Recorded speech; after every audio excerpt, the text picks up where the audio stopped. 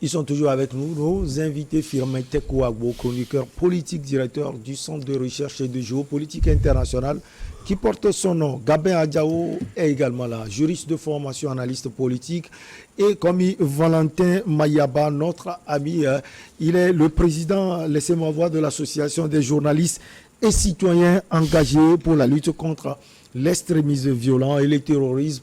Il est directeur de publication de Le Symposium. Nous sommes toujours à New York, aux États-Unis d'Amérique. Nouveau bras de fer sur l'affaire des 49 militaires ivoiriens, puisque c'est la suite. On va enchaîner. Gabin Adjao, une solution sera sans doute trouvée lors de ce sommet pour que ce bras de fer ne s'engage plus entre le Mali et puis la CEDEAO. Bon, je ne pense pas que c'est à ce sommet extraordinaire de la CEDEAO sur le sol des Américains qui aura lieu, ou bien qu'on va trouver une solution à cette crise-là. Peut-être la solution va venir beaucoup plus tard, mais il y a des jalons qui sont en train d'être posés. Pour moi, c'est pas la meilleure des manières, parce que dire de Gaulle ou bien désavouer un État comme le Mali actuellement, qui a entre ses mains les 46 militaires, je ne pense pas que c'est la meilleure des manières.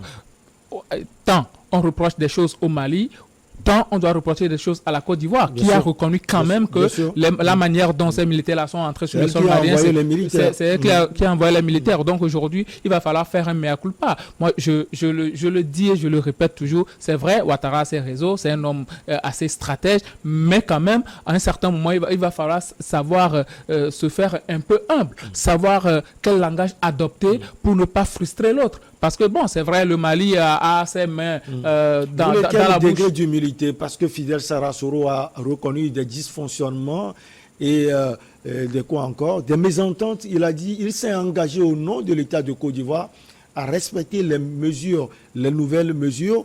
On a vu le président Assimi Goïta également qui a demandé au président Alassane Dramane Ouattara d'extrader les politiques maliens recherchés par la justice du pays et qui sont en Côte d'Ivoire. Et là, je te rejoins sur le dernier point, parce que tu sais, il y a certaines choses, quand nous le faisons, il faut penser à l'avenir. Aujourd'hui, le passé de Ouattara est en train de le rattraper. Il avait fait les mêmes choses quand il était venu au pouvoir en 2010. Il avait fait les mêmes choses, notamment même, il a fermé les frontières du Ghana en demandant l'extradition des réfugiés ivoiriens au Ghana en ce moment-là. Et bon, notamment de Charles Blé Goudé qui a été livré finalement. Et on avait même vu le cas de Lida Kwasi ici au Togo, où il a demandé si Lida Kwasi n'était pas extradé ou bien les réfugiés n'étaient pas extradés, il n'allait pas participer au sommet de l'Union africaine en ce moment. Donc aujourd'hui, c'est la même chose que le Mali est en train de faire. La meilleure des façons, c'est quand même d'arriver. C'est pas dans le même contexte, parce qu'on va dire que bon, Ouattara est élu, mais quand même, c'est ce que les gens disent, que Ouattara est élu alors que Assimi Goïta a fait un coup de force. Mais quoi qu'on dise, aujourd'hui Assimi Goïta a les attributs de l'État, et aujourd'hui c'est en sa qualité de chef d'État, c'est l'État malien qui est en train de demander l'extradition de ces réfugiés maliens là sur le territoire ivoirien. Donc quand même, je pense que nos institutions, ils doivent essayer de travailler beaucoup plus, parce que je ne pense pas que ça doit aller jusqu'aux États-Unis avant qu'on arrive quand même à trouver une solution. On a des institutions ici en Afrique, même si c'est dirigé ou bien c'est financé en majeure partie par des puissances occidentales, je pense qu'il va falloir qu'on discute par nous-mêmes, qu'on arrive à trouver des solutions par nous-mêmes, parce qu'on a des têtes, on a des gens assez intelligents à la tête de nos pays. Donc c'est très important d'arriver quand même à trouver des solutions entre nous, ramener Assimi Goïta à lui faire comprendre certaines choses, parce que lui aussi, il s'entête dans une certaine voie qui ne va pas l'avantager demain. Donc, il faut l'amener à faire comprendre certaines choses. C'est vrai que bon, la médiation togolaise est assez timide, mais moi, je dis que c'est la meilleure des voies, parce que ça rapporte des solutions à petites gouttes, mais c'est des solutions qui, ma foi, seront quand même durables. Et il va falloir revenir sur le ton dont on parle à l'autre là, pour que bon, il arrive quand même à lâcher du lest et à faire libérer les 46 militaires. Alors, Firmin, on est dans ce schéma. J'essaie de le faire.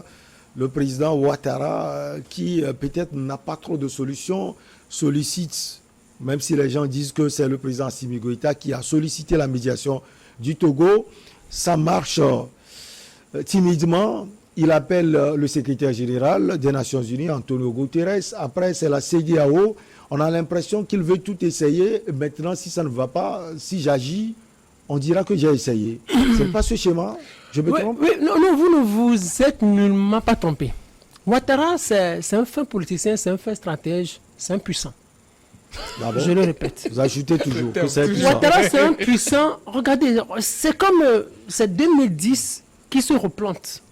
En 2010, c'est comme on avait trompé Gbagbo, on l'avait dit que si tu vas aux élections, tu vas gagner. Gbagbo croyait qu'il était juste seul face à Ouattara et puis c'était fini. Lorsque la guerre a commencé, arrivé à un moment donné, Ouattara n'en pouvait plus. Les Nations Unies sont rentrées dedans. N'oubliez pas, le Togo était rentré dedans. Même si ce n'est pas officiel. Oui, non, mais le Togo, c'est-à-dire le Togo faisait partie des nations de la défense onusienne. Ouais. En faveur de Ouattara. En faveur de Ouattara. Regarde, c'est le même jeu qui se replante. Arrivé à un moment donné, Ouattara avait fait appel à Barack Obama aux États-Unis à l'époque. Barack Obama avait appelé Gbagbo en lui disant laissez le pouvoir et vous venez, je vous reçois à la Maison Blanche. Gbagbo n'a pas pu écouter. Ça continuait, ça devenait toujours plus violent. Maintenant, Ouattara fait appel à Sarkozy, la France. Monsieur le Président, s'il vous plaît, faites quelque chose. Et c'était samedi, et c'était avant vendredi, samedi, quelque chose s'est passé à l'hôtel de Golfe. Ça se répète. Ça se répète. Et maintenant, lundi, on a dégagé Gbagbo. Ouattara a mobilisé tout le jeu diplomatique, Ouattara a mobilisé toutes ses sphères diplomatiques, et ça a joué, Gbagbo est tombé. C'est la même chose que Ouattara est en train de faire ici à New York. Il a fait appel. En 2010, le Togo était intervenu. Cette année, le Togo intervient. En 2010, les Nations Unies étaient intervenues. Cette année, les Nations Unies interviennent. En 2010, les États-Unis étaient intervenus. Le sommet là, c'était où? Aux États-Unis. Le même jeu se replante. Et ça va réussir pour Ouattara. Maintenant, quand Gabé Adjaro dit que Assimi Goïta, il faut lui faire comprendre que c'est un enfant. Est-ce que Assimi Goïta, c'est un enfant? C'est un enfant dans la direction des pays. Est-ce qu'il a besoin qu'on passe assez de temps pour lui expliquer les choses? Regardez, quand les Nations Unies... Peut-être sur un côté, il a peut-être raison. Non, peut-être... La Côte d'Ivoire a reconnu des dysfonctionnements. La Côte d'Ivoire reconnaît des dysfonctionnements. Ça, c'est déjà un grand pas sur le plan diplomatique. Ça veut dire, on ne peut pas dire, Ouattara ne peut pas dire, je présente mes excuses. Mais c'est déjà un grand pas sur le plan diplomatique. Et maintenant, regardez, les Nations Unies disent ce ne sont pas des mercenaires. Le Nigeria, première puissance africaine, dit ce ne sont pas des mercenaires. Le Togo intervient. Mais Ouattara, Goïta, il s'attend à quoi encore? Il veut quoi? Pour comprendre le jeu diplomatique. L'extradition non, à ce moment-là, où est-ce que vous avez entendu le secrétaire général des Nations Unies parler de l'extradition de ces Maliens? Non. Le Nigeria, non plus. Lui, il a dit le moment n'est pas bien choisi, peut-être. Et regardez, il dit le moment n'est pas bien choisi. C'est pour dire, c'est juste un message qu'on envoie à Assimi Goïta en disant monsieur, au niveau, au sommet international, on a déjà décidé que ce ne sont pas des mercenaires. Monsieur, libérez les 46 militaires restants. Et il va obéir. S'il n'obéit pas, ce qui est arrivé à Gbagbo va lui arriver. Sauf que c'est pas sur le sol. Alors, comme il va d'Ivoire, cette question, est-ce qu'on peut-être si après ce sommet, le président Goïta continue toujours, est-ce qu'on s'achemine encore vers un bras de fer CEDEAO Mali? Les sanctions vont encore pleuvoir. Oui, ce qui corse même l'addition dans cette médiation, c'est le fait que Ouattara mobilise les grandes puissances derrière pour faire croire au Mali.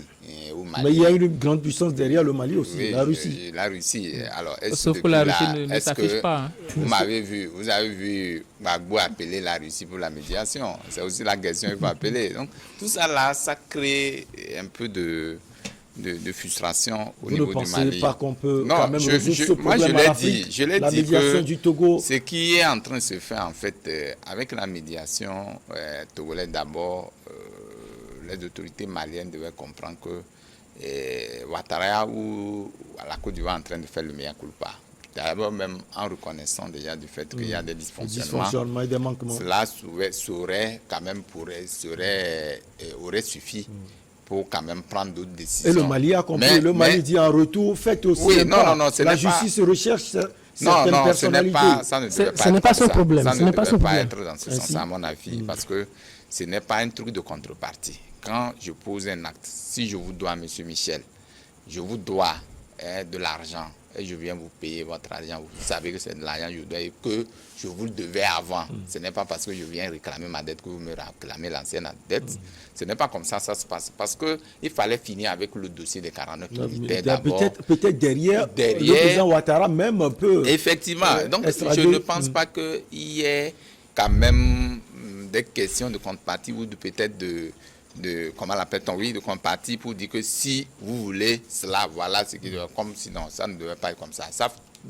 Ça frise un peu la faiblesse des États, puisque quand la Côte d'Ivoire va vouloir dire non, si c'est ça, je comprends, je vais extrader les Maliens qui sont chez moi pour que vous puissiez libérer, ça ne donne pas quand même une quiétude dans nos États. Mais ce que je déplore également, c'est parce que aujourd'hui, avec les grandes puissances qui réagissent favorablement pour la Côte d'Ivoire, pour dire que non, que les 49 militaires ne sont pas ivoiriens, sur un plateau, des grands plateaux, des grands sommets de ce genre, moi je ne pense pas que ça puisse... À mon avis, je crois qu'à ce sommet de la CEDEAO, à New York, le Mali n'est pas invité. Actuellement... J'ai appris que l'actuel Premier ministre est aux États-Unis. Il n'est pas invité. Voilà, il n'est pas invité. Il devait être peut-être justement, invité. Donc en principe, des Affaires étrangères justement, également. c'est des questions sur lesquelles on devait s'appesantir. S'il y a une question sur laquelle qui me concerne et que je ne suis pas là, vous voyez déjà comment ça crée. Justement, on discute de ces questions-là. Même ça devait être le huis clos. Le huis clos même aurait pu être préconisé. Voilà. Maintenant, quand vous sortez lors d'un sommet comme ça, sur des chaînes internationales, vous criez que ceux-ci ne sont pas des militaires. Alors que vous savez que même s'ils ne sont pas des mercenaires et que c'est des conditions irrégulières qui les amènent dans ce sens, il est mieux de tenir un langage diplomatique beaucoup plus fluide, plutôt que de mettre de la pression ou peut-être dire que non, que comment Goïta est trop petit, il va partir. Je ne pense pas que Goïta n'agit pas en tant que Goïta, il agit au nom du Mali. Aujourd'hui, le Mali n'est pas petit. Non, le Mali c'est un État indépendant, quoi qu'on dise. Maintenant, se démarque des pratiques précambriennes, c'est-à-dire que ce que les gens ont compris que la France devait m'instruire. Il a dit que la France est une grande puissance, il a appelé Obama pour faire pression, mais où est l'indépendance d'un État alors? Donc aujourd'hui, c'est ce que le Mali est en train de vouloir montrer aux yeux du monde, que quand on est un État indépendant, un État souverain, il faut se donner les moyens de montrer ça aux yeux du monde que je suis un État indépendant et souverain. Alors, est-ce que pour autant dire que il peut quand même être en déphasage des questions qui intéressent nos États? Parce que ici, il s'agit des pays africains. La Côte d'Ivoire, le Mali, c'est des pays voisins. Donc, alors que c'est des pays frères, c'est le même peuple qui sont ensemble. Aujourd'hui, on devait laisser tomber ces remous-là, et revenir au sentiment pour faire émerger ce qu'on appelle le développement. Et ce problème Mali-Côte d'Ivoire doit dater, ça doit rester dans les archives, croyez-moi, parce que les Maliens aujourd'hui voient Ouattara comme un loup. Aujourd'hui, je vous parle de quelque chose. Certains Maliens. Oui, certains Maliens. Bon, quand je parle de certains Maliens, ceux qui sont au pouvoir, c'est les Maliens. Quand on dit les autorités maliennes, ça prend en compte tout le Mali. Donc, c'est pourquoi je dis qu'il faut quand même, qu'à un moment donné, qu'on commence à dissiper ces questions d'ego entre nous, ces questions d'incompréhension qui puissent exister entre nos États pour faire face à un seul défi, le défi de développement. Parce que nos États africains aujourd'hui souffrent beaucoup de maux. Alors, ce bras de fer va permettre aux grandes puissances que Ouattara a appelées de venir mettre un peu de leur force dedans et pour assouvir nos États. Parce qu'aujourd'hui, c'est quoi? Qu'est-ce que les gens sont en train de chercher? Le Mali dit non, que la France est partie du Mali, et définitivement, comme vous le savez. Aujourd'hui, ce sentiment-là, ou cette question est restée toujours ancrée dans le sentiment ou dans le bastion des autorités françaises. Maintenant, est-ce que c'est facilement, ils vont oublier ça? Donc, comme ils diront que tout ce qui est en train de se faire, c'est la France qui est derrière pour amener Ouattara à faire ce que nous savons, les connivences que Ouattara a avec la France, avec les grandes puissances.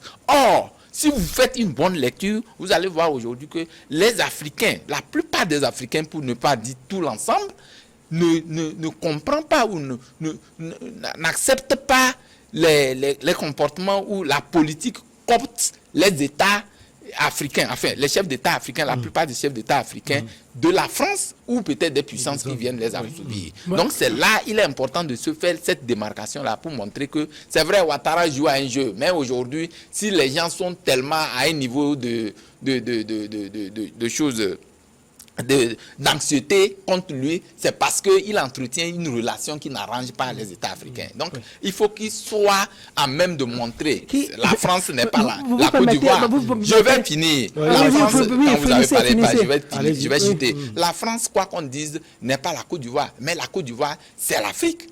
Mais il faut que nous fassions de manière à ce que nous puissions épouser les idées qui concernent les Africains. Alors, un sommet pour résoudre ce problème, c'est très important pour que ce bras de fer qu'on a déjà vu entre le Mali et la CEDEAO ne revienne pas, parce que certains sont en train déjà de craindre les sanctions sur le Mali.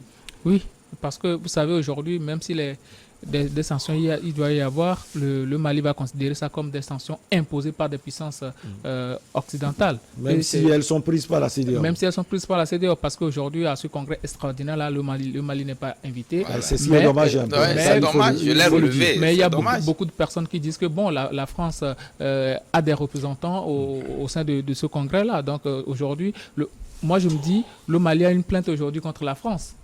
Et le Mali dit détenir des documents qui prouvent à suffisance que la France soutient le terrorisme. Moi, j'aurais préconisé qu'en marge de la discussion sur le Mali et la Guinée-Conakry... Finalement, on n'a pas parlé de la Guinée. Parce oui, bien sûr. On l'a juste ajouté. Oui, en marge de cette discussion-là, j'aurais préconisé que nos dirigeants essaient quand même de voir clair dans cette affaire, parce qu'aujourd'hui, le terrorisme n'est plus que l'affaire du Mali, c'est toute la sous-région qui est attaquée. Et s'il arrivait que la France soutenait véritablement ces terroristes-là, ça veut dire que la France soutient ces terroristes contre toute l'Afrique de l'Ouest. Donc aujourd'hui, il va falloir que, bon, en marge du congrès qui est organisé sur les terres d'outre-mer, il va falloir qu'on revienne et qu'on organise véritablement un sommet. On invite la Côte d'Ivoire, on invite le Mali et on discute, on résout ce problème-là. Il va venir. Parce que même s'il ne vient pas, bon, son ministre des Affaires étrangères va venir, ou bien son Premier ministre va venir, pour que, bon, on arrive à résoudre ce problème-là une fois pour de bon, pour se consacrer à annihiler ce terrorisme-là qui nous gangrène tous. Alors, Firmin Tekou, je sais que vous voulez intervenir sur ça, mais réservez 2 minutes pour nous parler également de ce qui sera dit sur la Guinée-Conakry de Mamadi Doumbouya, la répression contre le Front National pour la défense de la Constitution, la médiation de l'ancien président du Bénin, Thomas Boniaï. On parle de plainte à la CPI contre... Oui, bien sûr. Ouais. Non, moi je dis pour la Guinée en 2 secondes. On sait que Mamadi Doumbouya est en train de jouer tout le monde. Il joue tout le monde. C'est quelqu'un qui ne veut pas partir, ne veut pas afficher un calendrier sincère. Il est là, il joue tout le monde. Et on va lui dire de tout faire, de montrer un calendrier succinct et de quitter le pouvoir. Et aussi par rapport à la répression. Même bien avant ce sommet-là, il me semble qu'il a signé un décret pour l'organisation d'un dialogue inclusif. Parce qu'il a peur aussi. Il a peur, on peut le dégager aussi à tout moment. Voilà, c'est ce que je peux dire pour la Guinée. Maintenant, pour le Mali. Pour le Mali, permettez que je dise 2 petites choses. Allez-y, très vite, on a encore 2 minutes. La première chose, ce qui me paraît surprenant chez les Africains, c'est que quand ils disent que peut-être la France n'est pas gentille avec nous, mais les Nations Unies sont gentils avec nous. Ils n'ont pas dit ça. Non, attendez une seconde. Ils n'ont pas dit ça. Attendez. C'est votre analyse. Non, j'analyse. Attendez. J'ai dit, ce qui me suivez, moi, mais ça que vous ne me suivez pas quand je parle. J'ai dit, non, j'ai dit, les Africains, je parle des Africains, je ne parle pas des Maliens. Je dis, ce qui me paraît surprenant chez les Africains disent, la France, elle n'est pas gentille avec nous. Mais les Nations Unies, les Allemands sont gentils avec nous. Ils se trompent. Les Africains se trompent. C'est comme Sylvanus Olympio, dans les années 60, disait, la France n'est pas gentille avec nous. Donc moi, je me tourne vers les Allemands, je me tourne vers les Nations Unies. Mais qui l'ont livré? Ce sont les Américains qui l'ont livré. Ce sont les Américains qui l'ont livré. Donc les Africains doivent comprendre que les Occidentaux ne veulent pas notre bien. Il faut que les Africains mettent ça dans la tête. Quand par exemple, Gabin Adjaro disait tout à l'heure que Abdoulaye Diop, le ministre malien des Affaires étrangères, va apporter des preuves pour montrer que la France est en train de fournir des renseignements terroristes. L'affaire est étouffée, vous voulez dire? L'affaire va être étouffé. Qui vous dit que les Nations Unies sont clean dans cette histoire? Maintenant, on va apporter ça où? À la CPI? Il n'y a nulle part où la c'est l'instance mondiale. Non, c'est pour... Quelle instance?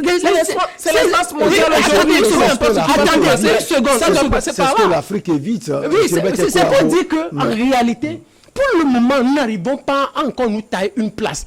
Tous les Occidentaux sont contre nous. Que les Africains se le mettent dans la tête. Les Occidentaux ne sont pas là pour nous.